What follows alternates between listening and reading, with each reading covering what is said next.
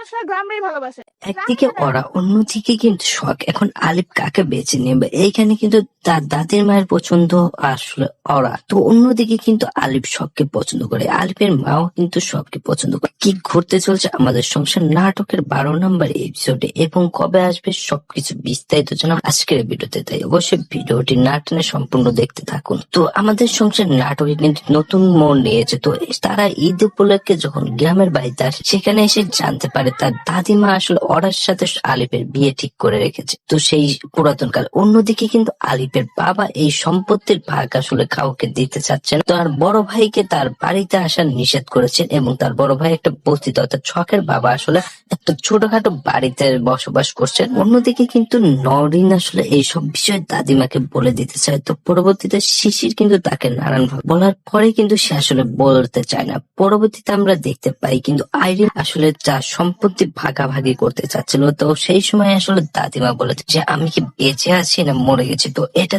পরে কিন্তু তাদের সম্পত্তি ভাগাভাগি না করে চলে যায়। তো এখন কি ঘটতে চলছে এগুলো দেখতে পারেন পরবর্তী এপিসোডে। কিন্তু এখানে কিন্তু তাদের ভাই ভাইয়ের শত্রুতা আসলে কবে শেষ হবে এটাই কিন্তু আপনাদের ধৈর্য ধরে দেখতে হবে। তো এবার বলা যাক যে কবে আসবে আমাদের সংসার নাটকের 12 নম্বর এপিসোড। তো বন্ধুরা, আমাদের সংসার নাটকের 12 নম্বর এপিসোডটি আমরা পেয়ে যাব আগামী বৃহস্পতিবার অথবা শুক্রবার বিকেল 3টার সময়। আমি red film entertainment YouTube channel. আপনার কে কে আমাদের সংসার নাটক দেখার জন্য অপেক্ষা রয়েছেন তারা অবশ্যই কমেন্ট করে যান। তো আমাদের সংসার নাটক 12 নম্বর এপিসোডে কিন্তু আমরা দেখতে পারবো আলিফ সবাই কিন্তু আবার শহরে ফিরে যাবে। তো সেইখানে এখনো কিন্তু তার দাদিমায়ের কাছে আলিফ এবং শখের বিষয়টা আসলে প্রকাশিত পায়নি। এখন এই সম্পত্তি আসলে ভাগাভাগি করবে কিনা এটা কিন্তু আসলে একটা বিস্ময়কর ব্যাপার, কারণ তার বাবা অর্থাৎ আলিফের বাবা কিন্তু এই সম্পত্তি কোনোভাবেই ভাগাভাগি করতে চাচ্ছে, কারণ সে আসলে লোভে পড়ে গেছে সম্পত্তি। তো এটাই তার দাদিমা শেষ কাহিনী ছিল যে তার সম্পত্তি তারা